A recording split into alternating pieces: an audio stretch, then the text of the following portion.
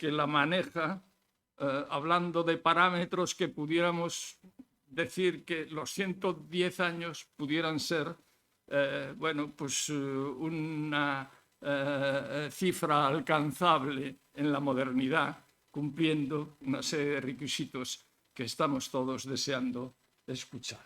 Por lo tanto, le cedo la palabra y con vuestro permiso yo me bajo para escucharte con suma atención. Gracias por estar aquí y enhorabuena, porque es un magnífico trabajo de este libro.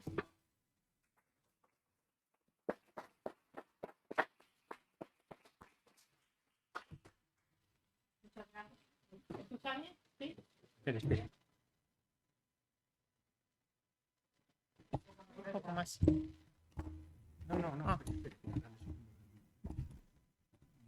¿Ahora sí? Sí, vale. Pues buenas tardes, muchas gracias, doctor, por la presentación. Gracias al Ateneo de Santander, gracias también al Diario Montañés, el Aula de Cultura, pues por invitarme a venir aquí a Santander. Comentaba que yo vengo de Madrid, aunque soy finlandesa, vivo en un pueblo de Madrid, hacía mucho calor y aquí hace fresquito y para mí es como, bueno, se parece más a mi casa, que Madrid. Es la segunda vez que estoy por estas tierras. Estuve allá por el 2002, no, 2003 o 2004 más bien, porque cuando hice la especialidad en el Hospital de la Princesa, mi co-R, que es como llamamos al compañero del mismo año de residencia y de la misma especialidad, pues él era de aquí de Santander. Y bueno, pues tuvimos ocasión de venir de visita, fuimos por el Valle del Paz y estuve también por aquí por Santander. Y si me hubieran dicho entonces que volvería con ocasión de haber escrito un libro, hablar sobre microbiota, pues no sé qué cara hubiera puesto, cara de haba seguramente, porque no me lo hubiera imaginado. Gracias también, por supuesto, a todos ustedes, a los asistentes y un saludo también a los que nos están viendo en streaming, que bueno, pues aunque no los veamos aquí presencialmente, pues también están ahí.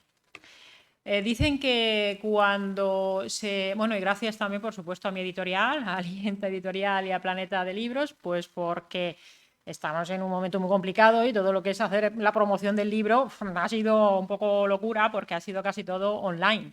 Y actos presenciales ha habido muy poquitos, pero los pocos que se pueden hacer, pues es muy de agradecer toda la organización que hacen y por supuesto que ellos hayan editado el libro, pues se lo agradezco mucho, porque, vale, el libro sale mi nombre, pero cuando sale un libro con una editorial, ahí hay un equipo súper gordo detrás, desde el editor, los correctores, el que hace la portada, bueno, el equipo de marketing, de promoción.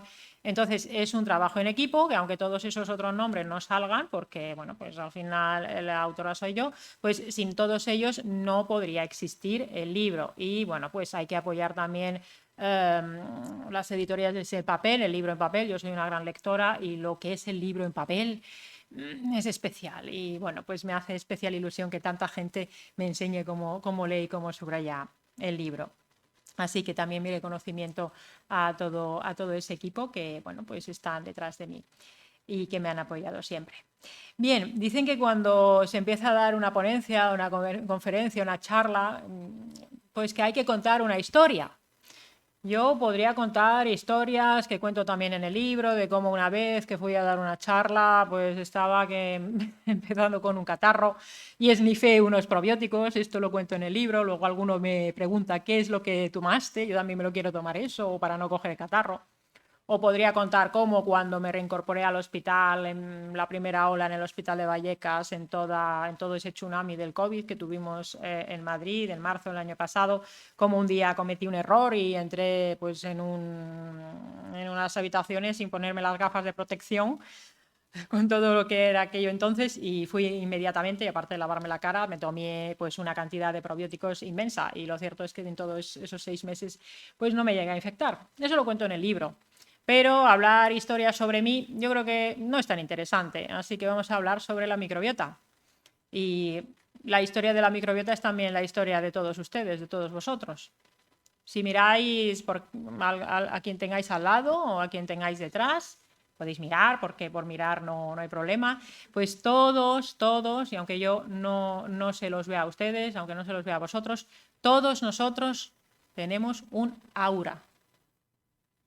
tenemos un aura alrededor de nosotros. Y si lo pensamos, dices, sí, hay una curandera de estas en mi pueblo que me decía que tengo el aura azul. Pero es que no es un aura de ese tipo. Todos tenemos un aura microbiana flotando alrededor de nosotros. Tenemos un montón de microorganismos flotando alrededor de nosotros y además todas las sustancias que producen esos microorganismos también están flotando alrededor de nosotros. De hecho, se ha llegado incluso a proponer que si va un ladrón y roba en una casa o hace algún otro delito, si luego van, pues va la policía científica, va un equipo de policía científica que pueda recoger muestras ambientales, podría llegar posteriormente a identificar a ese ladrón por su microbiota, porque todos tenemos una huella microbiana y la vamos dejando a nuestro paso por todas partes. Lo bueno de esto es que los microorganismos que forman parte de nuestra microbiota son buenos, los tenemos que tener ahí y no nos hacen daño ninguno y no nos van a dar problema ninguno. Aunque es verdad que en el último año y pico, pues un microorganismo nos haya hecho la vida muy difícil. Antes de hablar de microbiota, podríamos hablar de lo que es la salud en sí. Esta foto es de Finlandia, es de donde soy yo, el lago Saimaa. Finlandia es el país de los miles de lagos, hay unos 170.000 lagos aproximadamente, además de un 70% de superficie de bosque aproximadamente también. No he podido ir en un par de años por la situación actual, a ver si puedo ir este año. Para mí esto sería salud. Pero claro, esto es para mí. Realmente la Organización Mundial de la Salud, quizás conozcáis la definición que nos da sobre la salud y dice que es ese completo estado de bienestar, no solo físico, sino también psicológico y social. Es decir, no es solo la ausencia de enfermedades. Significa tener en general un estado óptimo de bienestar en todos los aspectos que miremos de una persona. Esto incluye, por supuesto, a la familia. Pero hay otro concepto también de la salud que, desde un punto de vista de la fisiología, quizás sea más interesante. Y es que podemos hablar de la salud como flexibilidad. ¿Y a qué me refiero con esto? Nosotros evolucionamos en un entorno hace decenas de miles de años, que no se parece en nada al entorno en el que vivimos ahora. Y en ese entorno tuvimos que afrontar un montón de cosas que ponían en riesgo nuestra supervivencia y nuestra salud. En ese entorno pasábamos hambre y teníamos que cazar y recolectar. También pasábamos sed y teníamos que buscar aguas limpias, corrientes, agua dulce para poder beber. Pero no teníamos botellas y frigoríficos. También podíamos pasar frío y calor. Ahora, bueno, podemos pasar frío y calor, pero tenemos las ropas, tenemos calefacción, tenemos aire acondicionado. También podíamos sufrir pues, el ataque de un depredador. Podía venir pues, un león o podía venir algún animal grande y atacarnos y teníamos que salir corriendo. Y también podía venir el de la tribu de al lado y darte un garrotazo para quitarte los recursos que tuvieras. Y todo eso es lo que hizo que nosotros evolucionáramos a lo que somos realmente ahora. Nuestro cuerpo, nuestro cerebro, nuestro sistema inmunitario es exactamente igual, bastante parecido, no ha cambiado mucho, que hace 10.000 años, que es cuando más o menos empezó la revolución agrícola.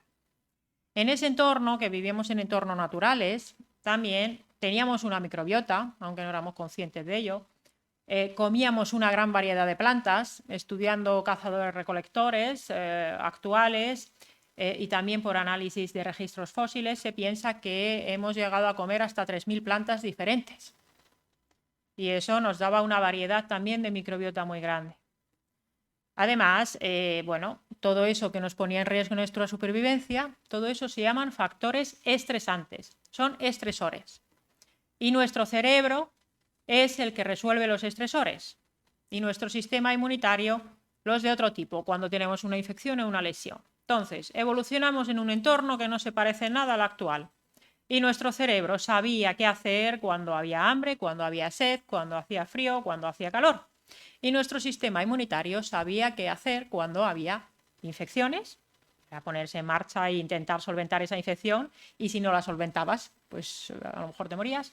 Y si había una lesión, pues el sistema inmunitario también reparaba esa lesión.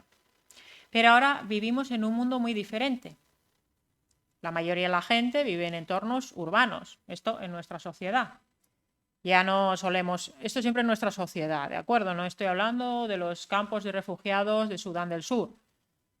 No estoy hablando de las colas del hambre. La inmensa mayoría de la gente de nuestra sociedad vive en un entorno de abundancia, pero a la vez de escasez y de falta de variedad en muchas cosas. Por ejemplo, mucha gente, y esto lo cuento como ejercicio en mi libro, desde luego nadie come 3.000 plantas ya.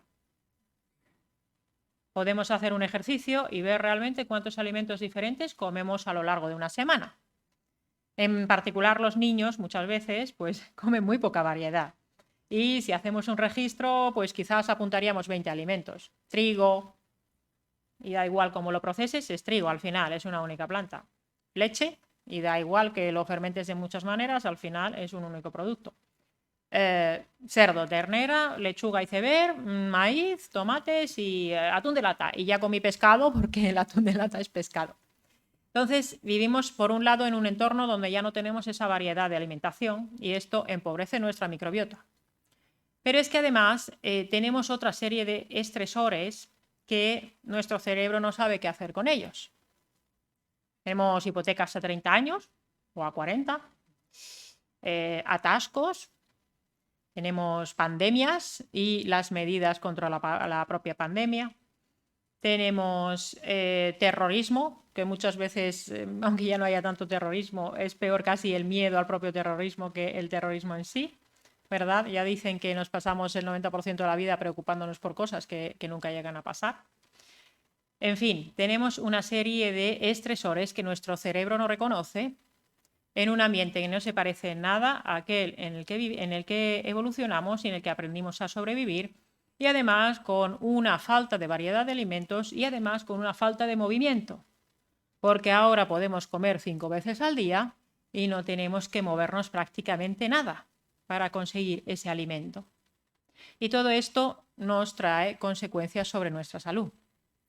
Hoy en día hay muchas enfermedades que afortunadamente con la medicina moderna pues se han conseguido solventar. Cuando uno tiene un infarto pues le ponen un stent y muchas veces se sobrevive, aunque con la pandemia ha aumentado al doble la mortalidad por los infartos. Muchos cánceres se pueden tratar, aunque con la pandemia se ha retrasado también el diagnóstico de muchos de ellos. Cuando alguien tiene una neumonía bacteriana sin más, damos un antibiótico y lo solucionamos. Y por supuesto, pues con las vacunas, muchas de las enfermedades antiguas que antes daban muchos problemas, como el sarampión, por ejemplo, prácticamente se llegó a erradicar en algunos países del mundo gracias a las vacunas.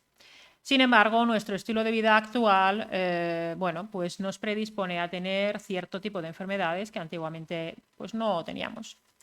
Obesidad y sobrepeso, más del 50% de la población en España sufre de este problema metabólico. Diabetes, enfermedades autoinmunes, cada vez más gente tiene tiroiditis de Hashimoto, por ejemplo. Desde edades muy, muy precoces, niños de 10 años que ya tienen tiroiditis de Hashimoto. Problemas digestivos e intolerancias a alimentos. Cada vez más gente también tiene esto. Cáncer.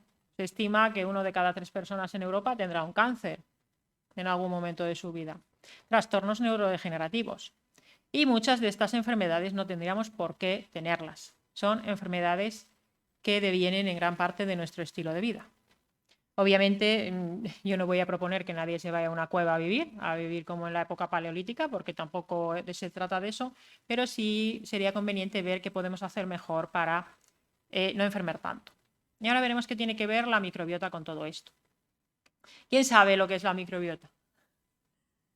Sí, no, hay timidez. Bueno, sí, lo tengo que contar yo, ¿no? Aquel lo sabe. Bueno, la microbiota antes la llamaban flora, ¿verdad? Antes se hablaba de la flora, ahora ya hablamos de microbiota, que es el término científico, porque flora viene del latín y hace referencia al mundo vegetal. Y los microorganismos que tenemos en el cuerpo no son vegetales, son microorganismos que tienen otro tipo de denominación si hacemos la clasificación de la vida. Entonces, la microbiota es todo ese conjunto de microorganismos que efectivamente están sobre todo en el intestino, en la boca, en la piel, en el área urogenital, en la leche materna, 700 bacterias diferentes, al menos que se sepa. Incluso en los cerebros de las personas se han llegado a encontrar microorganismos. Incluso en la sangre se llegan a encontrar un rastro de material genético del microbioma. La mayor parte de esta microbiota son bacterias. Las bacterias, mucha gente a lo mejor si le digo sífilis, pues quizás le suene. La sífilis la provoca una bacteria. La gonorrea, que es otra enfermedad de transmisión sexual, también la provoca una bacteria. El Helicobacter pylori, que está en el estómago, es otra bacteria. Esta pues la tiene la mitad de la gente en el mundo, en su cuerpo, y a la mayoría no le da problemas, pero a mucha gente sí. La tuberculosis también la produce una bacteria, la tiene en su cuerpo dormido un tercio de la población mundial.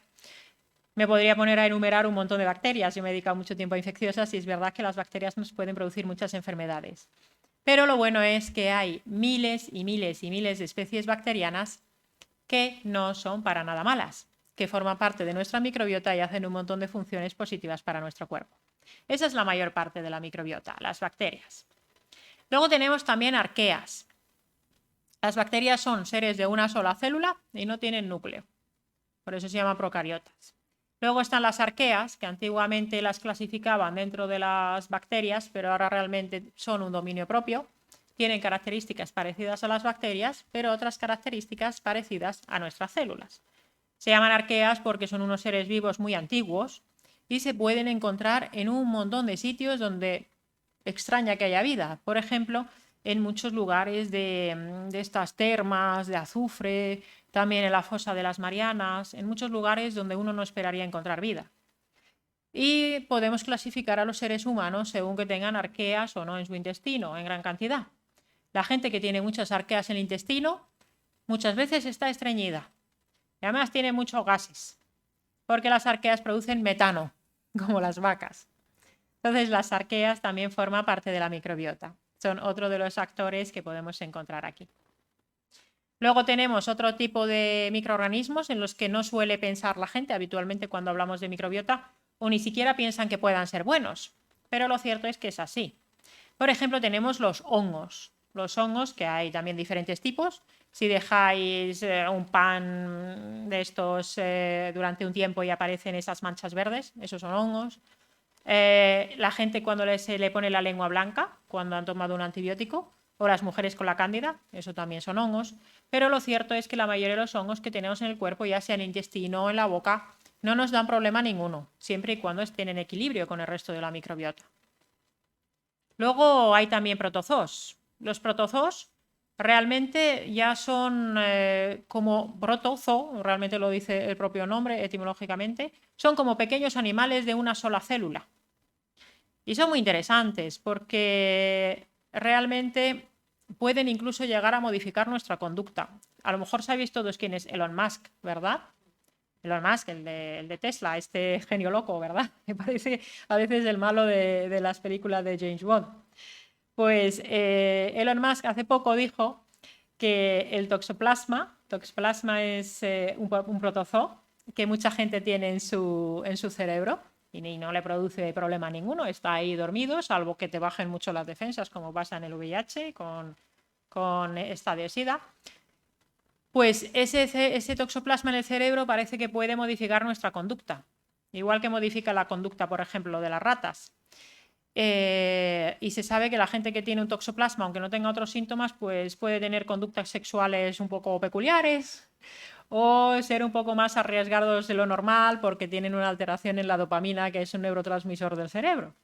Entonces, sería un protozoo que puede modular nuestra conducta. Y decía Elon Musk que en realidad, bueno, yo creo que lo dijo en clave de humor, la verdad, lo dijo en su Twitter, que es por donde se comunica todo el mundo ahora, desde el presidente del gobierno hasta la gente normal, y dijo que el toxoplasma es el que está haciendo que acabemos generando los humanos una inteligencia artificial para que nosotros nos dediquemos a ver vídeos de gatos en internet. Bueno, no lo sé, es verdad que esto es un poco rebuscado, pero si pensamos que hay algunos microorganismos que, por ejemplo, pueden convertir a las hormigas en hormigas zombies, pues quizá no sea tan rebuscado. Lo cierto es que hay esa estrecha relación entre el intestino y el cerebro, y nuestra microbiota intestinal, desde luego, modula también nuestra conducta. Y luego están los virus. Hablar ahora de virus es como mentar a la bicha. No hablemos de virus, por favor, que bastante hemos tenido. Bueno, realmente la mayoría de los virus que tenemos en el cuerpo no son malos en absoluto. Se estima que tenemos bueno, hay quien dice que hay como un virus por cada bacteria de nuestro cuerpo, hay otros que dicen que hay 5 veces más de virus que de bacterias, y hay quien dice que 10 veces más virus que bacterias. Esto que vemos aquí, eso azul, es una bacteria, y esas cositas rojas son bacteriófagos, son virus bacteriófagos. Una gran parte de los virus que tenemos en el cuerpo son virus bacteriófagos, es decir, que van a modular a las bacterias. Y están también ahí formando parte de nuestra microbiota. Por ejemplo, la microbiota de la boca, se sabe que hay 2000 especies de virus diferentes. Y están ahí sin darnos problema ninguno y tienen que estar. Es verdad que esa parte de la microbiota la conocemos muy poco todavía. Por eso la primera idiota del título del libro soy yo, es la microbiota idiota. La primera siempre soy yo. Porque yo cuanto más estudio de estos temas, pues menos sé y más me doy cuenta de todo lo que nos queda por saber. Porque de los virus sabemos muy poquito todavía. Y hay mucho que estudiar, muchísimo. Pensad que solo del SARS-CoV-2 hay, creo que van por los 200.000 artículos científicos ya en PubMed. Sobre microbiota hay unos 95.000. Pues imaginad toda la cantidad de virus que hay, todo lo que tenemos para investigar. Y también forman parte de nuestra microbiota. Luego el microbioma tiene unos números, que yo muchos de ellos no me los sé de memoria porque tampoco me parece que sea útil recordarlos. Bueno, dicen 100 billones, billones castellanos, en lengua castellana, de microbios simbióticos que viven en cada persona y que forman parte de esa microbiota. Realmente más interesante que la gran cantidad de ellos que hay es saber que cada célula humana tiene aproximadamente unos 22 o 23.000 genes. Pero tenemos cada persona millones de genes de microorganismos. 150 veces más genes de microorganismos en nuestro cuerpo que genes propios. Y si están ahí será por algo, porque cumplen muchas funciones que nuestras propias células no pueden hacer. Se conocen al menos más de 10.000 especies microbianas. Realmente luego hay mucho ADN por ahí pululando que no se ha identificado todavía, no se sabe a qué corresponde. Y es verdad que la mayor parte está en el intestino, pero ya digo que en la boca también hay una gran cantidad, y además lo que tenemos en la boca pasa luego al intestino. España, por desgracia, es el país de la Unión Europea, o del sur de Europa al menos, desde luego, con peor salud bucodental. Y es tremendo que no se incluya la atención odontológica en la sanidad pública, porque hay unas 10 millones de personas con enfermedad periodontal, y eso es una disbiosis en la boca relacionada con patologías como la artritis reumatoide, el Alzheimer, el Parkinson o la esclerosis múltiple, y también diversos tipos de cánceres. Y el 95% de las personas de España en algún momento de su vida tienen una caries, y eso también es una disbiosis. Es una... Bueno, no voy a poner el calificativo que voy a poner, por no hablar mal, pero es tremendo que no esté incluida la atención odontológica en la salud pública, en la sanidad pública española, que tiene muchas cosas buenas, pero desde luego esta falta de atención a la salud oral no es una de ellas. Y se sabe que hoy en día prácticamente todas las enfermedades, al menos desde luego las crónicas no transmisibles, tienen que ver de alguna forma con el intestino y la salud del microbioma, o con la salud del microbioma oral. Bueno, y pone lo de los 200 gramos. Si todavía escucháis que alguien dice que tenemos 2 kilos de microorganismos, eso es una estimación que hicieron en los años 70 dos colegas que hicieron una estimación de esta, pues se reunieron a tomarse un café y dijeron, ¿cuántos microorganismos tendremos? Pues imaginemos un señor esférico de 70 kilos con un intestino que mida tanto y que en cada mililitro tenga tantos microorganismos. Y llegaron a la conclusión de que teníamos 2 kilos de microorganismos. Pero lo cierto es que las estimaciones más actuales del 2016 nos dice que tenemos unos 200 gramos de microorganismos, que parece una cifra más plausible. No es que nadie se haya dedicado a medirlo. Tampoco, es que a veces nos quedamos enganchados en cifras que ¿qué más da? 200, que 400. Si lo interesante son los millones de genes que están haciendo ahí sus funciones, ¿no? Y una de las cosas interesantes de la microbiota, y por lo que a mí me fascina tanto, es que al final todas estas cifras y toda la ciencia básica no serviría de nada si no pudiéramos llevarlo a la práctica clínica. A ver, yo soy muy curiosa y a mí el dato por el dato también me gusta, lo voy a reconocer. pero lo interesante es llevarlo luego a la práctica clínica y ayudar a la gente que tiene problemas de salud. No sé si os seguro que muchos os acordáis cuando se empezó a describir todo el genoma humano, a decir, vamos a secuenciar toda la genética humana y podremos curar todas las enfermedades. Yo ahí todavía pues no estaba en la universidad y a mí me parecía, wow, cuando yo llegue haré genética y entonces podremos curar todo. Luego no ha sido así. Y aunque conozcamos la base genética de algunas enfermedades, pues tampoco podemos hacer mucho. Lo interesante del microbioma, lo interesante de la microbiota es que sí podemos modular la microbiota y sí tenemos un acceso fácil a ver cómo es la microbiota de cada persona y modularla y actuar sobre ella. Y con el genoma es mucho más difícil. ¿Y dónde están y qué hacen todos estos microorganismos? Pues ya lo hemos comentado varias veces. En el intestino, en el estómago, intestino delgado, intestino grueso. Es verdad que donde más hay es en el colon, pero el intestino delgado también es súper importante. Y además, a lo mejor a alguien, con la cantidad de personas que estáis aquí, a alguien quizá le suene el término de SIBO. Sobrecrecimiento bacteriano en intestino delgado, que parece que en los últimos años se hubiera puesto de moda, y es lo que sucede cuando hay un exceso de bacterias, además bacterias no muy buenas, en el intestino delgado. Y de ahí surgen muchos problemas de salud, no se toleran bien los alimentos, se hincha la tripa un montón cada vez que se come, intolerancia a la lactosa, a la fructosa, niebla mental, que esto, si lo digo y el que no lo ha sufrido, pues quizá diga, niebla mental, ¿eso qué es? Pues el que lo ha sufrido sabe lo que es la niebla mental y es muy desagradable. Pues el intestino delgado también, como digo, es importante, pero es muy difícil de investigar su microbiota, porque hay que meter un tubo por la boca, es un poco agresivo y además no llegamos a todo el tramo, solo a la parte del principio. La microbiota del colon es un poco más fácil de investigar porque recogemos muestras de heces y lo analizamos, pero tampoco nos dice la foto completa, solamente pues cómo está la microbiota de esa última parte. Además, esos análisis son caros. Mucha gente ahora cuando me hacen tantas entrevistas por el libro me dicen, bueno, ¿y qué análisis nos podemos hacer para ver cómo tenemos la microbiota? Digo, pues si es que son análisis que de momento nos dan una foto muy mala de cómo está la microbiota, porque la mitad del ADN ni siquiera sabemos a qué se corresponde. Y dejarse varios cientos de euros en un análisis de este tipo, cuando hay otras cosas más importantes que hacer, personalmente no soy demasiado partidaria y desde luego en la sanidad pública no, porque es carísimo. Y en la sanidad pública hay otras cosas que arreglar antes, como por ejemplo incorporar nutricionistas, más fisioterapeutas y más psicólogos y más profesionales de la actividad física y del deporte, antes de empezar a hacer pruebas que cuestan cientos de euros. Luego tenemos el área urogenital. Por ejemplo, es muy interesante saber que también los hombres tienen su propio, porque siempre hablamos de la mujer, la flora vaginal, que sí que es importante, pero los hombres también tienen su microbiota en el área urogenital. Y según cómo sea el microbioma de la orina, por ejemplo, que no es que esté la bacteria produciendo una infección, pero hay una pequeña cantidad de ellas, pues según cómo sea el microbioma de la orina, pues puede facilitar una predisposición al cáncer de próstata o incluso a la hipertensión o a que haya piedras en los riñones, por ejemplo. Y luego también, desde luego, todos los fluidos genitales también tienen su microbioma y se sabe que para la fertilidad, que cada vez hay más problemas de fertilidad, por desgracia, para la fertilidad también es un campo de estudio importante. Y luego, pues de la boca ya hemos hablado, también hay un microbioma respiratorio, hay microbioma en la nariz, hay estudios muy interesantes con COVID sobre cómo la microbiota nasal puede influir en la facilidad que hay de infectarse del COVID o no. En definitiva, están en todo nuestro cuerpo los microorganismos. ¿Y de qué depende que los tengamos bien o mal? Bueno, realmente todo lo que nos hacemos a nosotros mismos también se lo hacemos a nuestra microbiota.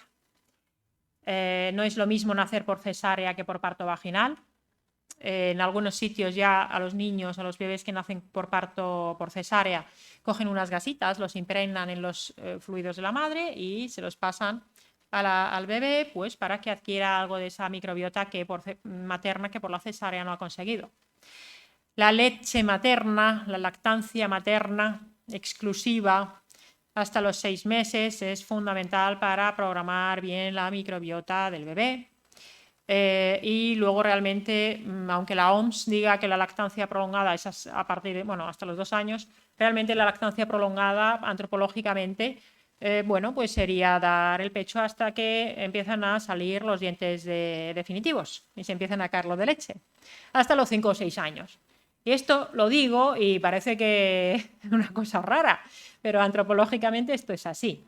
Y hay cada vez más gente con problemas de autoinmunidad, problemas metabólicos, problemas de alergias, y el hecho de, bueno, pues de que haya problemas para hacer unas lactancias maternas adecuadas, esto no se trata de culpabilizar a nadie, ¿vale? O sea, esto, pues tenemos la sociedad que tenemos, nos la hemos montado entre todos y no es culpa de nadie si no ha podido hacer una lactancia adecuada, pero lo cierto es que el alimento del bebé humano es la leche materna y es muy importante para la configuración de la microbiota y del sistema inmunitario del bebé. Luego la alimentación, luego comentamos un poco más sobre ello. La alimentación es súper importante para la microbiota. Muchos fármacos afectan a la microbiota de forma negativa, incluso aunque no sean antibióticos. De los más dañinos, los mal llamados protectores gástricos. Un desastre para la microbiota. Fastidian el pH gástrico y, bueno, el pH gástrico, el ácido gástrico es necesario para mantener un buen ambiente intestinal. Y mucha gente, bueno, España es de los países que más protectores gástricos se toman, porque se mandan durante un tiempo y luego se mantienen durante, bueno, años. Y es un desastre porque destruye la microbiota y además tampoco soluciona los problemas que tiene mucha gente. Mucha gente que tiene problemas gástricos no tiene un exceso de ácido, tiene una falta de ácido, una hipocloridria. Luego también influye dónde vives, con quién te besas. En cada beso de 10 segundos íntimo te pasas 80 millones de bacterias a la otra persona. Si el otro tiene una enfermedad periodontal, pues te pasa todas las bacterias. Por eso cuando una mujer se queda embarazada es muy importante que se cuide la boca, pero es que el papá también se la tiene que cuidar, porque si no le pasa luego las bacterias a la mamá y eso puede condicionar problemas en el embarazo, en el parto. La contaminación es dañina para la microbiota y desde luego el sedentarismo y el estrés crónico. El estrés crónico, bueno, ¿quién no tiene estrés crónico hoy en día? Bueno, todos. Y el que diga que no, pues bueno, a lo mejor si vive en un pueblo y no ha visto la tele en el último año y pico, quizás, pero el resto estamos todos estresados aunque no nos demos cuenta. Y luego está esta otra parte que a mí me gusta mucho, que es este concepto global de una sola salud, One Health. Decía Thomas Berry que no puede haber humanos sanos en un planeta enfermo y cuando consigamos recuperar la normalidad, más o menos, o algún tipo de normalidad, tendremos que afrontar este otro reto, ese reto medioambiental. Hay una cantidad de microplásticos por todas partes que se estima que en España cada adulto ingerimos unas 2.000 partículas de microplásticos a la semana. Eso pues llega al intestino y genera también disbiosis y alteraciones en el intestino, inflamación, problemas de permeabilidad. Luego hay muchos otros problemas medioambientales, desde luego, pesticidas, metales pesados, herbicidas. La contaminación del aire mata entre 7 y 10 millones de personas al año en el mundo. Estas son estimaciones de la OMS. Y si no empezamos a cuidar del planeta de otra manera, bueno, pues a lo mejor nosotros pues lo pasaremos mal, pero quienes lo van a pasar muy, muy mal van a ser nuestros hijos y nietos. Y deberíamos cuidarle el planeta para ellos. Entonces, ¿de qué hablamos cuando hablamos de tener problemas con la microbiota? De disbiosis y de eubiosis. La disbiosis pues, es cuando hay una microbiota que no está en equilibrio, una microbiota con más bacterias malas, entre comillas siempre esto, que buenas, o más microorganismos que pueden dar problemas que microorganismos buenos. Realmente siempre pasan las dos cosas. Si aumentan las que son malas, esto es una simplificación, pues es porque bajan las buenas. ¿Cuáles son las buenas? Pues por ejemplo las bifidobacterias, son bacterias muy buenas. La Akkermansia es una bacteria muy famosa, no sé, quizás conozcáis los estudios de Carlos López Otín con la longevidad, y una bacteria que se ha visto que se asocia con la longevidad es la Akkermansia. La Christensenella, que también, por ejemplo, ha patentado una cepa ya el CSIC, también para que lo podamos tomar el día de mañana para estar más sanos. Y luego las bacterias, entre comillas, malas, las que nos pueden dar problemas, pues muchas de ellas a lo mejor no serían malas si estuvieran en la cantidad adecuada, pero cuando aumenta mucho en la cantidad es cuando nos dan los problemas. Y realmente, esto lo decía Hipócrates, es el padre de la medicina actual. Las enfermedades no nos llegan de la nada, se desarrollan a partir de pequeños pecados diarios contra la naturaleza. Cuando se hayan acumulado suficientes pecados, las enfermedades aparecerán de repente. Y es que en la raíz de las enfermedades, de los síntomas, de las patologías, habrá una predisposición genética, habrá un estilo de vida determinado y todo eso al final acabará confluyendo en dar, si lo viéramos, las raíces serían esas cosas del estilo de vida, la predisposición genética, todo lo que nos hacemos, y el árbol serían las enfermedades. Todas las enfermedades actualmente prácticamente no transmisibles, las enfermedades crónicas pueden tener un componente de predisposición genética, pero habitualmente va a haber esa disbiosis, esa alteración de la microbiota derivada de nuestro estilo de vida inadecuado. Y esa disbiosis es prácticamente universal en nuestras sociedades. La sociedad de Weird, weird significa raro, extraño en inglés. Este concepto creo que lo comento en el libro, significa Western, Educated, Industrialized, Rich, Democratic, es decir, son sociedades occidentales, educadas, industrializadas, ricas y democráticas, y en estas sociedades nuestras, con el estilo de vida que comentaba, acabamos teniendo una disbiosis, una alteración de la microbiota. Esa alteración de la microbiota hace que el intestino se abra un poquito, hace una cosa que se llama permeabilidad intestinal excesiva, las células están pegaditas entre ellas en el intestino. Cuando hay un aumento de la permeabilidad intestinal por la disbiosis, por el estrés, por fármacos, por esos microplásticos, se separan un poquito las células y todas las sustancias malas, las sustancias chungas, los trozos de bacterias malas pasan para adentro y generan una situación que se llama endotoxemia y se asocia a otra cosa que se llama inflamación crónica de bajo grado. Entonces, la disbiosis está asociada con todo esto, con la inflamación crónica de bajo grado. No la podemos normalmente medir en la analítica. Podríamos con algunos parámetros que no se suelen pedir habitualmente. Esa endotoxemia, que son cachitos de bacterias malas que pasan a la sangre, que están ahí, que se han encontrado en los cerebros de las personas, por ejemplo en Alzheimer se han encontrado, y están ahí. Y generan enfermedades, pues desde las metabólicas que comentábamos, las autoinmunes, las intestinales, la celiaquía, cánceres de diverso tipo, trastornos del neurodesarrollo. No es que lo genere la disbiosis, pero puede hacer que el niño tenga síntomas, que esté mucho peor de sus síntomas, sobre todo conductuales, si tiene una disbiosis. Y claro, habría que intervenir sobre esa disbiosis en todos estos casos. ¿Y cómo lo podemos hacer? ¿Cuáles son las soluciones? Bueno, a mí me preguntan mucho y me escriben mucho por redes sociales, pues tengo el Instagram, tengo el Facebook, tengo el correo electrónico, el LinkedIn, y me escribe muchísima gente, son decenas de mensajes al día.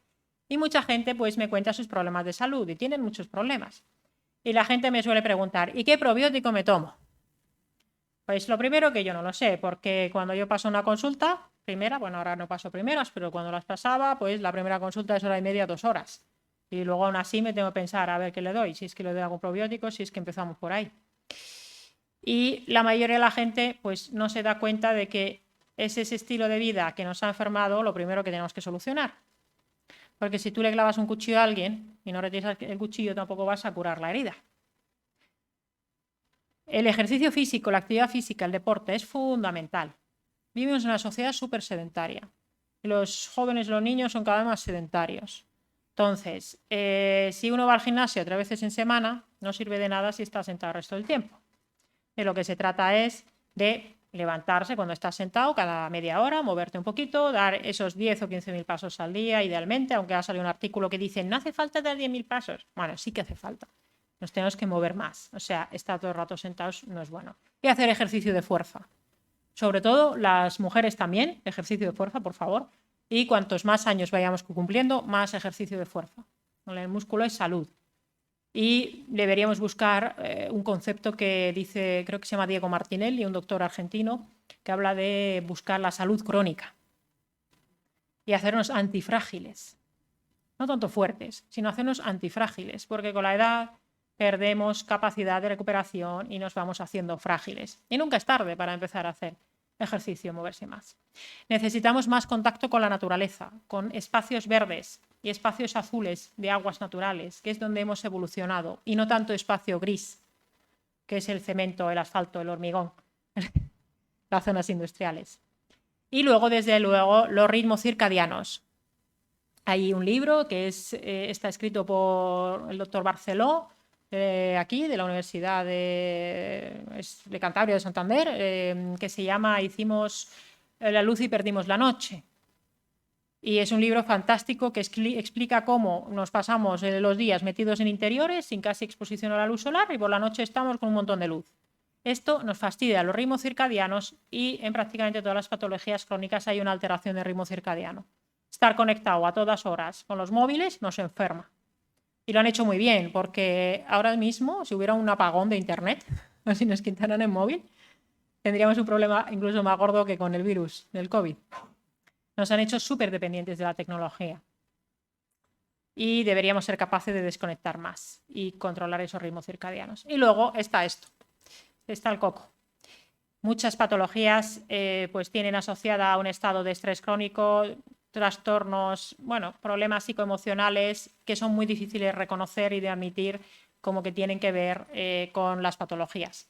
Con esto no estoy diciendo que un problema psicoemocional por sí solo enferme a nadie o que solucionando un problema psicoemocional por sí solo cure a nadie, pero siempre habría que tenerlo en cuenta.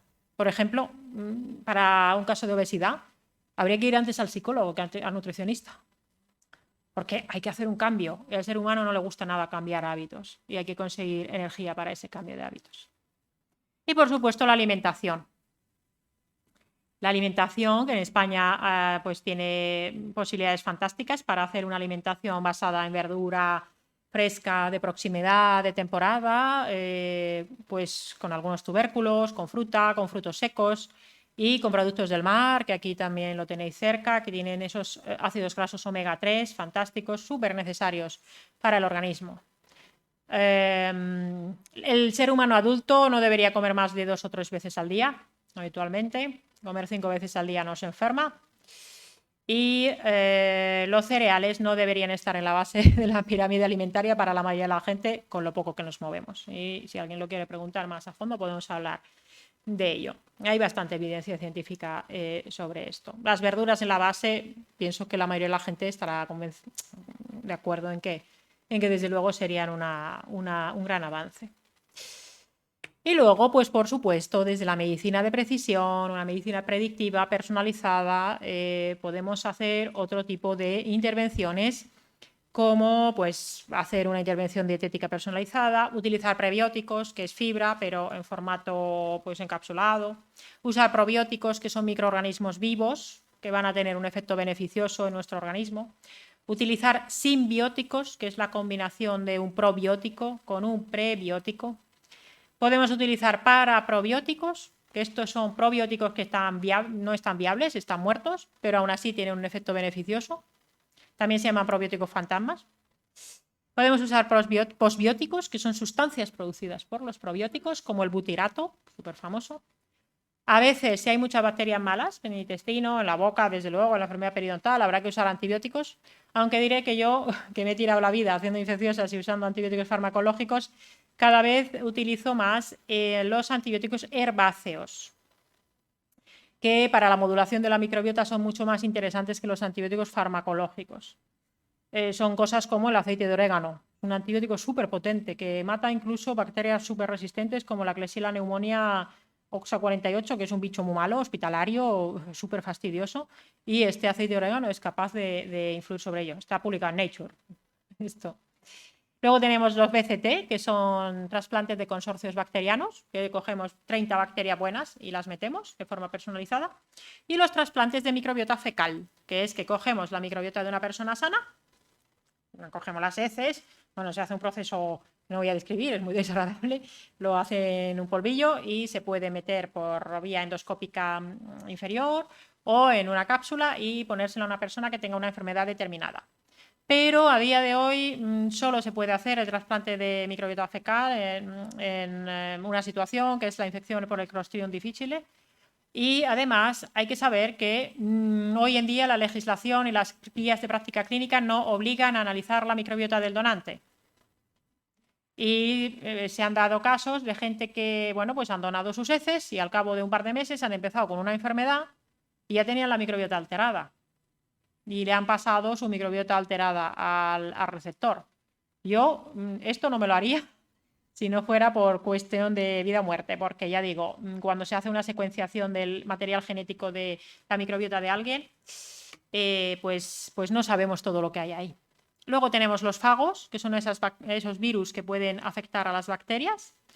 Esto sobre todo en el este de Europa se han utilizado y ya hay hay un artículo muy interesante donde hicieron un fago, un virus genéticamente modificado y buscado para tratar una infección en un injerto en la aorta.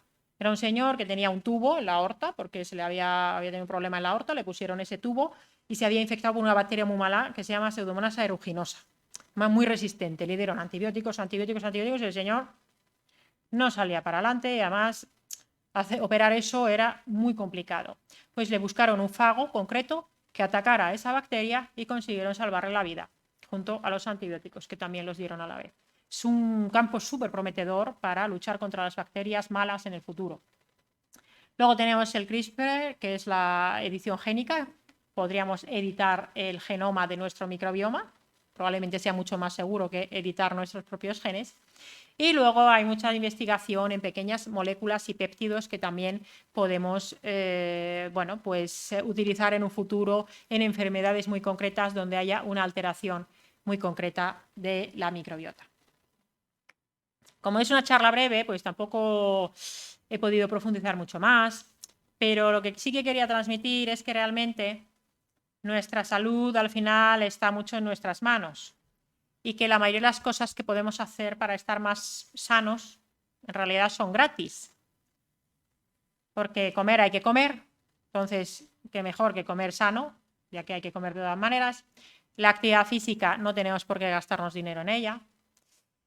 Desconectar de los aparatos digitales, desde luego, es absolutamente gratis. E irse a dar un paseo en el bosque, el que lo tenga cerca, también puede ser, si no lo tiene cerca no, pero si lo tiene cerca, ir a la naturaleza también es gratis. Y buscar en un bote de probióticos, por ejemplo, que yo los tomo, que yo llevo 3 años y pico tomando probióticos de continuo, yo los tomo, pero buscar la salida o la solución para los problemas de la microbiota en una pastilla, si no arreglamos todo lo demás, pues no es demasiado útil. Primero, pues hay que arreglar todo lo otro y después ya podemos utilizar todas esas otras herramientas de una forma personalizada. Esta frase también es de Hipócrates.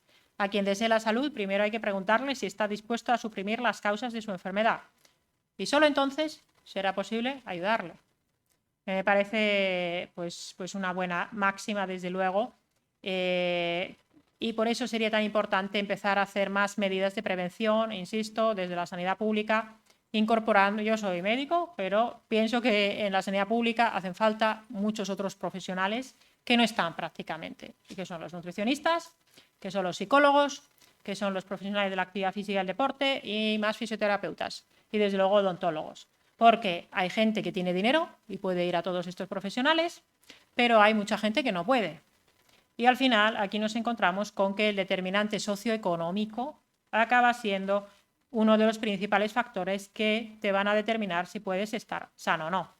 Por mi parte, pues he escrito este libro, si alguien le ayuda, que así parece que está siendo, pues para echar una mano en esta tarea de prevención. Y luego tenéis pues ese podcast de Slow Medicine Revolution, donde pues tenéis muchos más contenidos sobre microbiota y otros temas. Muchas gracias por la atención.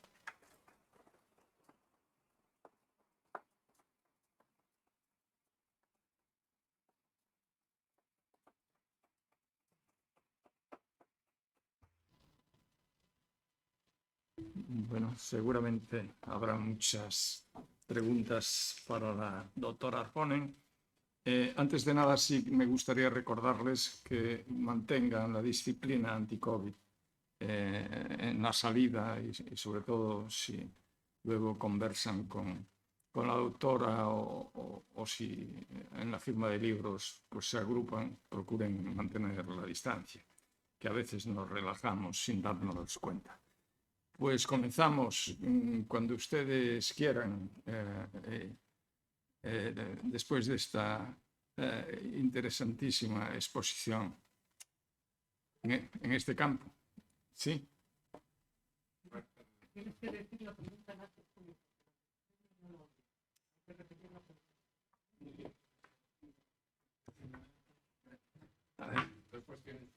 usted hay una más genérica. Usted dice que todo empieza en la boca. Algo tan común como las aftas y también como las aftas, que nadie encuentra solución, que puede tener relación con la microbiota y la más genérica. En esa evolución de los 100.000 años, no tenemos también la necesidad de adaptarnos a esta sociedad más industrializada, donde podemos estar más quietos, más grises, con menos. O esa evolución ya terminó cuando pasamos de ser cazadas de nuestro. Gracias, me podéis decir de tú todo. Sí, he preguntado primero sobre las aftas, entonces las aftas en la boca, porque todo empieza en la boca y mucha gente tiene aftas. Bueno, las aftas son eso que también se llama llagas, son como heriditas, ulceritas que tienen en la boca, dolorosas, fastidiosas, que pueden aparecer por periodos incluso prolongados y a veces se van, otras veces, bueno, puede ser difícil lidiar con ellas. Pues hay algunas cosas que tener en cuenta con las aftas. Una de ellas es que en el libro profundizo bastante en ello. Es que hay que pensar siempre que hay aftas y no tenemos una clara causa para ellas. Hay que descartar la enfermedad celíaca, porque el 85%, bueno, 75, 85, 90% de las personas en España no saben que tienen enfermedad celíaca. La enfermedad celíaca es una enfermedad autoinmune multisistémica que puede afectar a cualquier parte del cuerpo, en la que hay una respuesta autoinmunitaria a la ingesta del gluten, que es esa proteína que está en el trigo, pero también en la cebada, el centeno y por contaminación cruzada en la avena. Y una de las manifestaciones de la enfermedad celíaca no diagnosticada son las aftas. Y puede ser que ni siquiera haya muchos problemas digestivos. Luego hay otro cuadro que es la sensibilidad a gluten no celíaca, que no es una enfermedad autoinmune hasta donde se sabe. Bueno, es una entidad un poco más difusa que está todavía en discusión. Si la celiaquía se estima que es un 1%, incluso un 2% de la población, la sensibilidad a gluten no celíaca se estima que le afecta al 6-10% de la población. Y puede ser que también tengan aftas o que no sean sensibles y que quizás tengan una celiaquía no diagnosticada. Y luego, efectivamente, la microbiota también pues puede influir en el tema de las aftas. Porque hay bacterias orales muy asociadas también a la enfermedad periodontal que pueden ser sumamente agresivas. Y bueno, yo ahí en esos casos a veces recomiendo un tratamiento tópico que puede ayudar a hacer oil pulling, que es hacer enjuagues con aceite de coco, que viene de la medicina ayurvédica, pero tiene evidencia científica para su utilización. Y hay ciertas cepas de probióticos que pueden ayudar. Y luego hay una cosa que se llama lactoferrina, que es una proteína del sistema inmunitario, que en la leche materna está a grandes cantidades, pero que se vende como nutracéutico y suele ir bastante bien también. Y suelen dar buena respuesta a todas estas cosas, a las aftas. Pero insisto, siempre hay que intentar buscar la causa. Bueno, y por supuesto mirar también que no haya un síndrome de Sjögren, que es una enfermedad autoinmune en la que hay boca seca, u otras enfermedades autoinmunes, porque la autoinmunidad se puede manifestar en la boca de diferentes maneras. Y luego la segunda pregunta sobre si, bueno, pues esa evolución que hemos tenido a lo largo de cientos de miles de años, de decenas de miles de años, si no podríamos adaptarnos a esta sociedad en la que vivimos ahora. Bueno, sin duda probablemente sea una cuestión quizás de índole también filosófica desde cierto punto de vista. Habría que ver si podemos llegar a adaptarnos y estar sanos a la vez. Y es que el músculo, el sistema musculoesquelético tiene muchísima importancia para la salud humana. El músculo, cuando está activo y cuando se contrae, genera muchas sustancias que se llaman, bueno, muchas, pero por ejemplo las mioquinas, que son sustancias que tienen una acción para el sistema inmunitario. E incluso genera sustancias como el factor de crecimiento, un factor neurotrófico derivado del cerebro, es el BDNF, pero realmente es un factor neurotrófico que sabemos que puede influir sobre la sinapsis y las neuronas de una forma beneficiosa. De hecho, hay estudios que demuestran que una persona que está estudiando, si hace ejercicio físico, en ciertos momentos concretos, después del estudio, antes del estudio, un ejercicio físico concreto, va a retener mejor lo que ha estudiado. Entonces, que el ser humano se pueda mantener sano sin utilizar sus músculos, Y sin comer una variedad de alimentos que le permita tener una microbiota variada, pues no lo sé. Yo lo veo muy dudoso porque, a ver, es de esto desde el punto de vista teórico, pero también desde la experiencia clínica. Yo tengo, bueno, llevo 20 años aproximadamente viendo pacientes desde que acabé la carrera. Y el estilo de vida es que es fundamental. Y la gente que, mi familia política es de un pueblo muy pequeño de Zamora. Y en los pueblos pequeños, estos que no tienen ni bar, que vaya, que no tienen ni tienda, que tienen su propia huerta, que trabajan la huerta, la han trabajado toda la vida, la trabajan en la edad anciana, pues hay muchos de estos pueblos donde realmente la gente mayor pues tiene bastante mejor salud que mucha gente joven que vivimos en las ciudades. Yo un día pregunté, a ver, yo uso el Instagram porque lo tengo que usar, pero le tengo mucha manía, lo confieso. Es un conflicto ético porque por un lado pienso que es malo, pero luego me permite divulgar, ¿no? Un día pregunté en Instagram si había alguien que realmente se podía considerar sano. Y lo pregunto últimamente a gente de mi entorno. ¿Conoces a alguien que esté sano, de verdad? Sin hacer las cosas que hacemos, como es el ayuno intermitente, el método Wim Hof, tomar probióticos, tomar suplementos, hacer una variación de la dieta occidental a otros estilos de alimentación. Y es difícil encontrar gente, digo ya joven, porque ya digo, la gente que vive sobre todo en los pueblos están bastante más protegidos por su estilo de vida. En las ciudades, vivir sano al 100%. Bueno, sí, conocí a una persona hace poco. Sí, esta persona está sana y vive en una ciudad, en Valencia. Pero es difícil. Hoy en día es más frecuente el tener problemas que el estar sano al 100%. Entonces, bueno, es bastante filosófica la cuestión.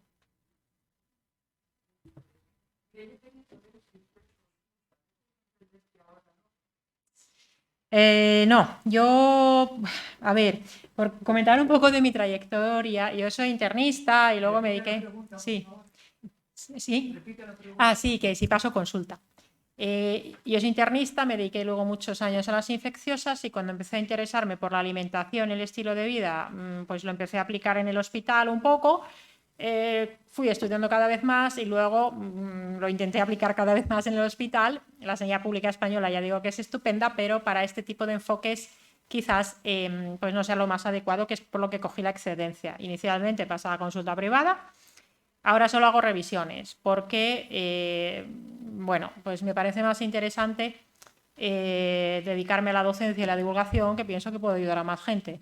Y luego también que yo sufro mucho con los pacientes, me los echo a la chepa, empatizo mucho y entonces llegó un punto en el que tuve que parar un poco. No obstante, a través de mi formulario de contacto, de mi página web, si alguien necesita una consulta, lo que sí puedo es recomendar a algún profesional, algún compañero, que no siempre va a ser médico, a veces puede ser nutricionista o otro tipo de profesional, pues según lo que le pase a la persona, porque, bueno.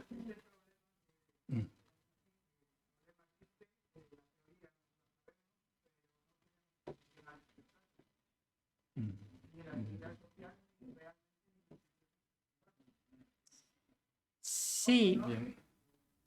Yo soy consciente de ello, por eso es por lo que considero que tanto otros compañeros como yo que nos dedicamos a divulgar sobre estos temas, pues intentar que haya un cambio, debe haber un cambio de paradigma en la medicina, pero el cambio es muy lento. Pues mientras tanto, como decía, claro, es que encima de este tipo de consultas, además son más caras también, porque se dedica un tiempo que, por ejemplo, las aseguradoras no lo pagan. Y hay gente que no se lo puede permitir tampoco. Yo sí tengo compañeros profesionales, entonces al que me escribe, yo siempre le contesto. Si tardo 4 semanas en contestar, pues tardo 4 semanas, pero siempre remito a otros compañeros. Lo que me he encontrado es que a un compañero, por ejemplo, de Cataluña, al que le mandaba, pues ya le llené la lista de espera hasta octubre. y ya no está cogiendo más. Entonces, para mí lo importante es la información y la formación. Y hay profesionales, lo que pasa es que es difícil encontrarlos. Sí, en la sanidad pública ya digo que con 5 minutos que tiene un médico de atención primaria y con 10, 15 minutos en especializada y sin nutricionistas, sin nutricionistas no vamos a ningún lado. O sea, eso está clarísimo. Y bueno, es un cambio de paradigma y un cambio de enfoque que hay que lucharlo. Yo en ello estoy, soy consciente del problema y la verdad es que me dan tantas veces contra un muro que no... No es malo eso de echarse los pacientes a la chepa, que debe de ser una expresión muy finlandesa, que en cualquier caso, a ver si, bueno, hacemos las preguntas más concretas. No, si soy yo que me enrollo. Sí, Vale. perdón. Sí. ¿Qué opinas sobre la ingesta de arcilla? Sí, me preguntan sobre la ingesta de arcilla. Sí, la ingesta de ciertos tipos de arcilla se suele utilizar, por ejemplo, la zeolita y la bentonita para algunos procesos en los que haga falta un cierto componente de absorción y de desintoxicación, sobre todo cuando hay una microbiota muy patógena, puede ser interesante. Es decir, puede ser beneficioso. Bien es cierto que algunas arcillas pueden tener un contenido excesivo en aluminio, por ejemplo la arcilla verde, entonces tampoco las tomaría de forma indefinida, pero dentro de un tratamiento concreto, de un paciente concreto, o tomar un poco de arcilla, pues de vez en cuando puede ser beneficioso y hay estudios interesantes.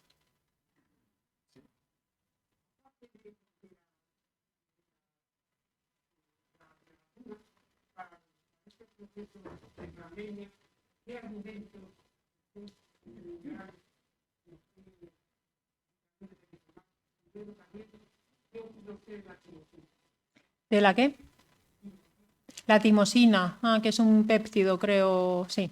Vale, pues a ver, sobre este tema escribí un par de artículos en mi blog, que está ahí la dirección, pero en definitiva, insisto de nuevo en que la actividad física y el deporte son importantes tanto para intentar no tener un COVID tan grave si se coge, como para incluso conseguir que la vacuna haga mejor el efecto. Luego, en España hay una auténtica pandemia, una epidemia de déficit de vitamina D, porque en la mayor parte de España, entre septiembre-octubre hasta abril-mayo, no hay suficiente insolación de radiaciones ultravioletas como para que la mayoría de la gente tenga suficiente vitamina D, y en verano pues muchas veces no nos exponemos lo bastante al sol. En los países nórdicos, por ejemplo, se fortifica la mayoría de los alimentos con vitamina D y paradójicamente no hay tanto déficit. Entonces, desde luego, la vitamina D es una sustancia inmunomoduladora, tiene cientos de funciones en el organismo. Recomiendo el blog de María Hernández Bascuñana sobre la vitamina D. Ella divulga mucho sobre este tema, es una nutricionista muy especializada en todo lo que tiene que ver con la vitamina D. Es súper importante. Luego hay otros muchos micronutrientes. El problema está en que los cultivos ahora son muy pobres en micronutrientes, porque se hace una explotación de los suelos que hace que, bueno, pues el brócoli, por ejemplo, tiene la mitad del magnesio que hace 20 años. Muchos alimentos tienen menos zinc del que deberían. Entonces, podemos tener déficits de micronutrientes que no nos enferman, pero sí hacen que no todo funcione como debería. Entonces, una alimentación muy variada, pues desde luego ayuda, en base de verdura, de fruta, de pescado, esos frutos secos. Las setas son muy interesantes también. Si ya se quiere tomar suplementos, esto lo tendría que poner un profesional que manejara el tema. Yo no le diría a nadie que tomara algo por su cuenta, a priori, salvo que conociera algo sobre ello. Pero insisto, ejercicio físico, actividad física también.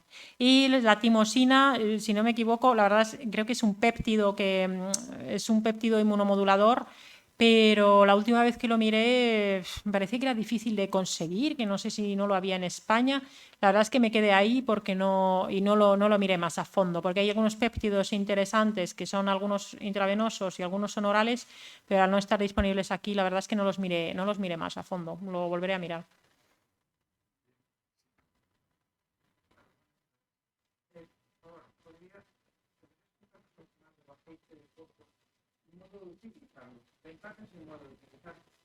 Sí, el aceite de... A ver, la salud oral es muy importante. En el podcast tenemos un episodio no sé si es el tercero o el cuarto, que es una entrevista al doctor José Luis de la Hoz, que es médico estomatólogo. Ay, perdona, sí, pregunta sobre el aceite de coco y cómo utilizarlo. Sí, se me olvida.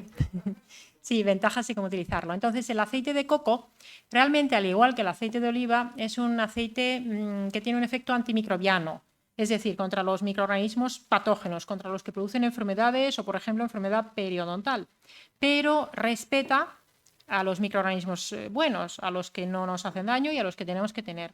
Entonces, la utilización del aceite de coco es coger el aceite de coco, bueno, que se vende en cualquier tienda, herbolario, en supermercado incluso.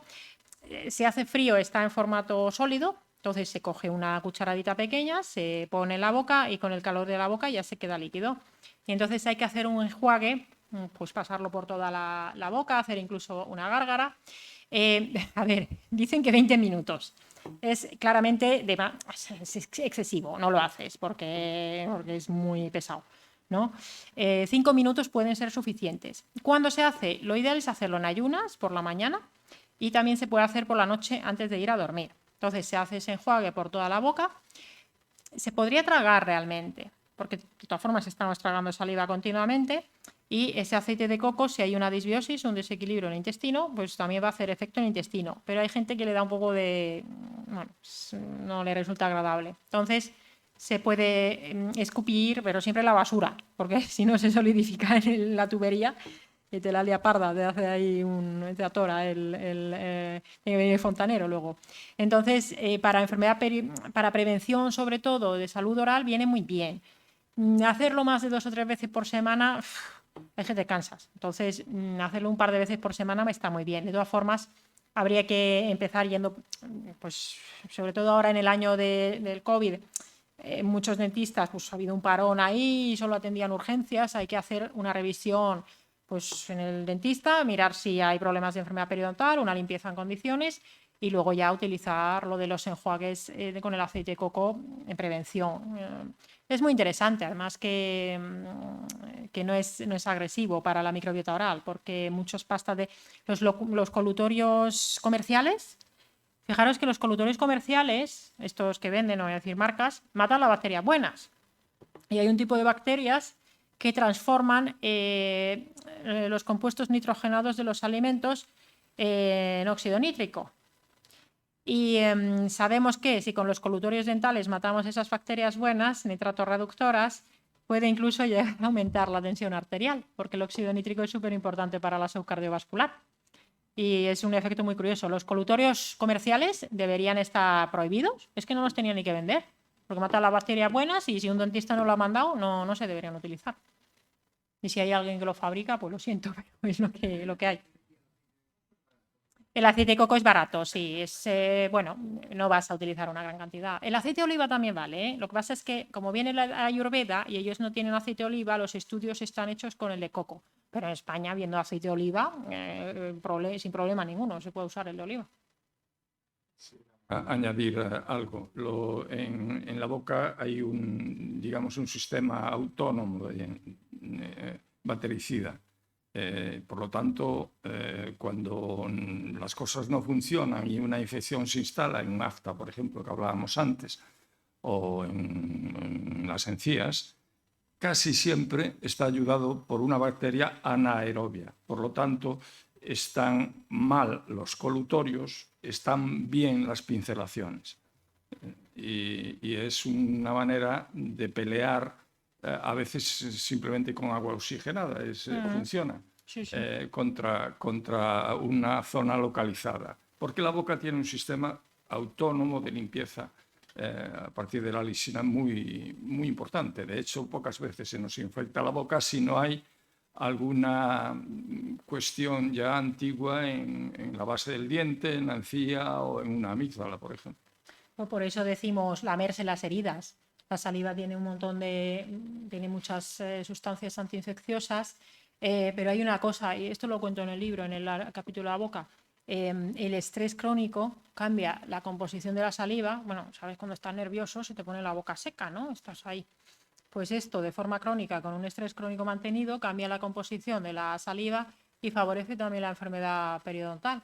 Son estudios que hicieron con veteranos de la guerra de Vietnam, creo que era, y describieron esa boca de estrés, esa enfermedad periodontal de estrés. Entonces, yo tengo pacientes que tienen una enfermedad periodontal que hasta que no han ido a psicoterapia, pues tenían que hacerse limpiezas cada 3 semanas. Era tremendo.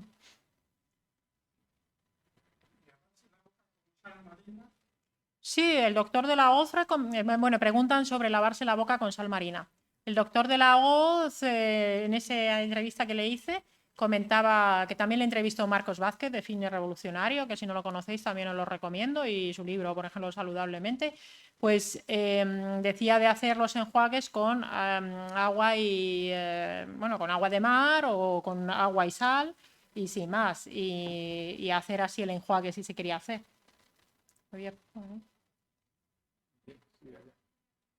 Sí, podría ponerse de pie y gritar un poco, sí.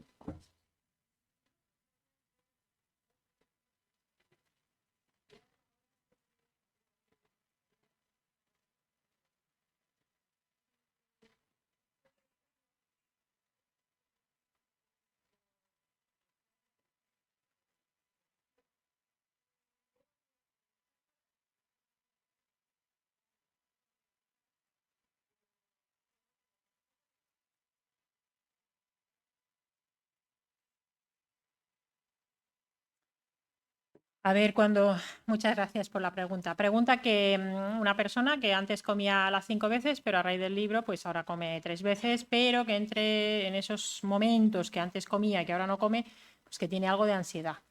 A ver, esto del número de comidas, no lo voy a aclarar porque yo creo que en las entrevistas que me hacen también es lo que más me preguntan.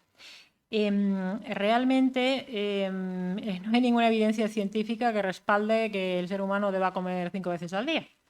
O sea, ninguna. Entonces, ¿esto cuándo surgió? En los años 60 y 70, bueno, hubo una serie de cambios, se propusieron unas pirámides alimentarias y además se empezaron a demonizar las grasas y se empezó a meter un montón de jarabe de maíz alto en fructosa en un montón de productos ultraprocesados. Esto fundamentalmente en Estados Unidos. Había un lobby muy potente agroalimentario y por los estudios de un señor que se llama Ansel Keys, bueno, ya falleció en su momento. Ansel Keys fue el que introdujo el tabaco en las raciones de guerra de los soldados estadounidenses de la Segunda Guerra Mundial. Y los hizo fumadores y luego fue el que dijo que no, que si les daba un infarto que era por las grasas. Y fue por una serie de estudios bastante mal interpretados donde se fijaron solo en la grasa. No se fijaron en el azúcar, no se fijaron en la ingesta de pescado, en el movimiento, bueno, en otro montón de factores que también influían, ¿no? Entonces, en los años 60-70 se empezaron a producir un montón de productos ultraprocesados con un montón de azúcar fundamentalmente, eso sí, bajos en grasa, y se empezaron a fabricar snacks de estos, pues, para comerlos entre horas. En la historia evolutiva del ser humano realmente eso es una anomalía, comer tantas veces al día. Evolutivamente realmente estamos hechos más para la escasez y para comer. Estoy hablando de adultos, los niños son otra cosa. Un niño sano que está en crecimiento pues comerá cuando tenga hambre y no debe comer si no tiene hambre, y si no tiene hambre pues hay que respetarlo, y si pasa muchos días y sigue sin hambre algo pasa, ¿no? Pero en los adultos realmente todos los estudios lo que nos dicen es que al final comer 5 veces al día, incluso 6 veces al día, lo que genera es picos de insulina y a la larga resistencia a la insulina, y ese es el camino a la diabetes y a la obesidad y al sobrepeso. Además de generar inflamación postprandial, que es una inflamación en el intestino cada vez que se come, y neuroinflamación. Entonces, ¿qué pasa? Que cuando se lleva toda la vida comiendo 5 veces al día, pues es verdad que el cuerpo y el cerebro también se han acostumbrado.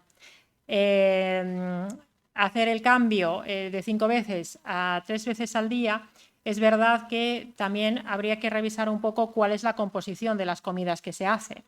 Mucha gente come demasiados hidratos de carbono para lo que realmente necesitamos para nuestra actividad física y no come quizás suficientes grasas. Entonces habría que ver un poco cómo es la composición de esas comidas y ver exactamente de dónde viene un poquito esa ansiedad. Podría ser incluso un déficit de algún micronutriente, como por ejemplo el magnesio.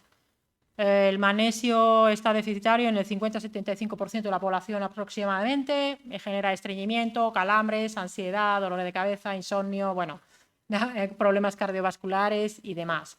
Entonces, ¿qué se puede hacer? Pues bueno, otras veces si hay esa sensación de ansiedad, puede ser incluso sed, porque habría que ver si tiene sensación de sed o no, porque muchas personas han perdido la sensación de la sed y ya no llegan a identificarlo. Y si hay esa ansiedad, pues a lo mejor se puede tomar una infusión o lo que sea. Es un caso muy particular que habría que ver exactamente de dónde viene. Pero fundamento en sí para hacer las 5 comidas al día, ya digo, científico, no lo hay. Y si aparece esa ansiedad, al final la ansiedad es algo más bien psicógeno, entonces habría que explorar un poco de dónde viene esa ansiedad. Pensemos que el ser humano come no solo para alimentarse y nutrirse. La comida es cultura, es tradición, es psicología, es incluso ideología. Y en muchos casos también tiene que ver mucho con nuestro sistema de recompensa. Y en la infancia en particular se ha utilizado muchas veces la comida pues como castigo o recompensa, y los adultos lo seguimos haciendo. Entonces ahí habría mucho que ver. Esto sí se puede explorar con un profesional, claro, habría que ver exactamente. Es un caso particular que no sabría decir más allá de lo que he dicho. Arriba y alguna más porque va a ser Sí.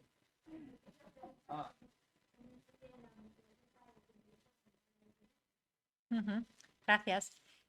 Pues la pregunta es que cómo influye el convivir con animales domésticos. Lo que se ha visto en bastantes estudios, y esto lo han estudiado bastante, por ejemplo, en Finlandia, algún compatriota mío tiene estudios muy interesantes en biodiversidad, comparando, por ejemplo, en niños, que es donde más puedes hacer a lo mejor estudios prospectivos a largo plazo. Niños que han pasado en su infancia, han tenido contacto con animales, con campo, con granjas, animales domésticos, animales de granja, y niños que no.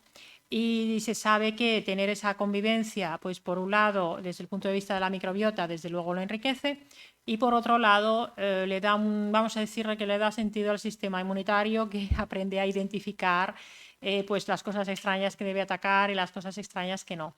Y desde luego, por ejemplo, en las enfermedades de base inmunoalérgica o, por ejemplo, en el asma bronquial, hicieron, pues recuerdo, por ejemplo, ahora este estudio que compararon niños de familias de Finlandia, de la zona donde soy yo, de Karelia, y niños de familias del otro lado de la frontera de Rusia, que habían estado en granjas, pues viviendo un poco, bueno, pues no tan higienizados a lo mejor. Y tenían mucho menos asma y muchos menos problemas de alergias. Y hicieron también estudios con microbiota y veían que había diferencias sustanciales en la variedad y en la riqueza de la microbiota. En general, todo lo que es tener contacto con ambientes naturales, ya sea vegetal o animal, en la mayoría de los casos pues va a tener un efecto beneficioso, porque nuestro cuerpo eso lo reconoce y sabe lo que es. Lo que nuestro cuerpo no le gusta son las partículas 2,5, no sé qué tamaño es, pues las partículas de contaminación, el dióxido de azufre, el monóxido de carbono, pues estas cosas, estas porquerías y los microplásticos que también tenemos, ¿no? Entonces los ambientes naturales en general, exposición temprana y duradera suele ser beneficioso. Pero claro, esto ya hoy en día es cada vez más difícil. Bueno, entonces, lo primero, dar las gracias a la doctora Said por la exposición tan brillante y luego por la amabilidad de contestar tantas preguntas. Y luego, aprovechando que está aquí la doctora Obregón, que es una de las médicas especialistas en piel de la terapia y la formación, o una de las ¿no tiene alguna relación también la piel con la microbiota? Sí, tengo un capítulo específico en el libro que es sobre la piel. Y por un lado tenemos la microbiota propia de la piel, que cada parte de la piel pues, tiene una microbiota diferente.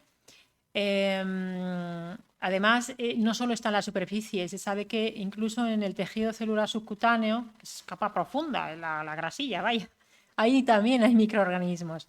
Y son muy importantes para modular el sistema inmunitario y para defendernos.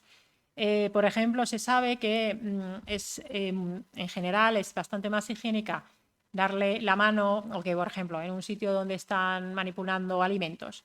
En general, salvo que estés cambiando unos guantes todo el rato, cuando manipulas algo, tenemos sustancias antimicrobianas contra las bacterias malas en la piel que eso en los guantes no está. Entonces, en el momento que tocas algo yo cuando veía al principio de la pandemia que se ponían esos guantes en los supermercados y llevaban todo el día los mismos guantes, es que es una porquería, eso se llena de bichos enseguida. Y en cambio en la piel tenemos sustancias antimicrobianas que luchan contra los microorganismos malos. Entonces, los cuidados de la piel deben empezar desde dentro, porque ya en los años 20 del siglo pasado, por 1920, describieron cómo había una relación entre el intestino, el cerebro y la piel. Y de hecho hay una relación clara con muchas patologías cutáneas y el estrés crónico. El hospital de donde estoy de excedencia, el Hospital de Torrejón, de hecho, ya tienen una unidad de, ¿cómo se llama?, psicodermatología o algo así, porque hay ciertas patologías cutáneas, urticarias crónicas, sin una clara explicación, dermatitis atópicas y otras, el acné, pues muchas de ellas, psoriasis, pueden empeorar con el estrés crónico, ¿no?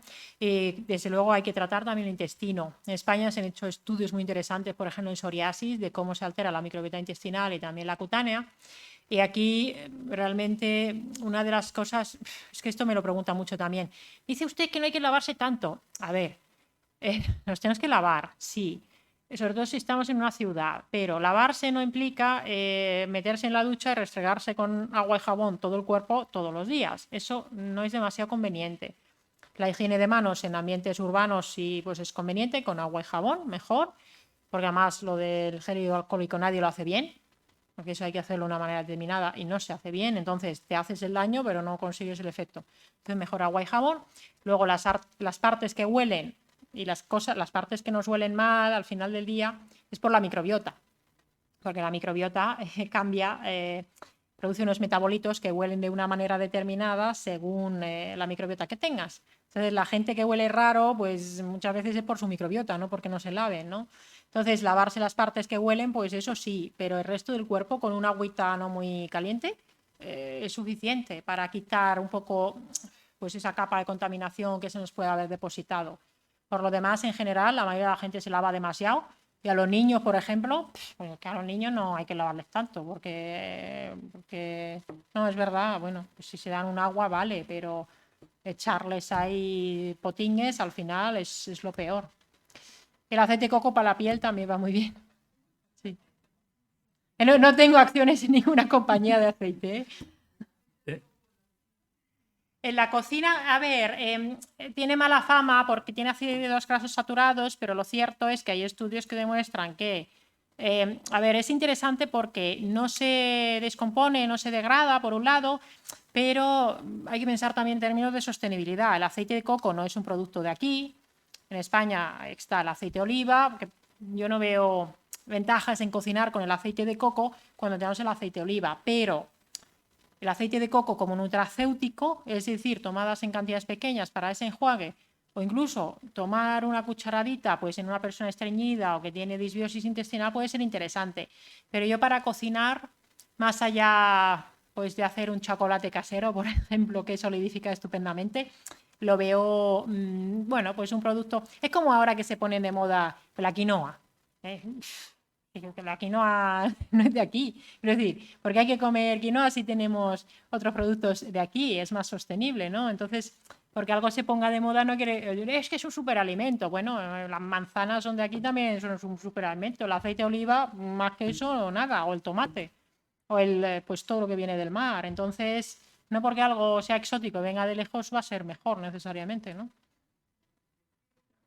El trigo sarraceno, sí, el trigo sarraceno dentro de los pseudocereales es de los que menos antinutrientes tiene y tiene un perfil bastante favorable. De todos los cereales y pseudocereales, quizás el que menos problemas tenga y habitualmente tampoco tiene demasiados problemas de reactividad cruzada el trigo sarraceno con el gluten, por un lado.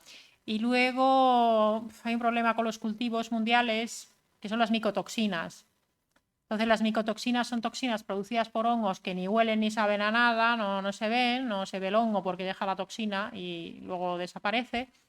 Y muchos cereales tienen alguna cantidad de micotoxinas y cuando actúan todas juntas al intestino lo fastidian también. Por ejemplo, en Portugal, y siempre repito en Portugal hicieron un estudio con cereales de desayuno, 96% de los cereales de desayuno tenían micotoxinas. Entonces el trigo sarraceno en general no tiene tanto problema, por ejemplo, habitualmente con las micotoxinas. El maíz es el peor. Infesta de Aspergillus, Y no, es que se mueren 180.000 personas al año por Aspergillus flavus y aflatoxinas, cáncer de hígado hace. Bien, pues ha sido todo. Muchas gracias, muy interesante.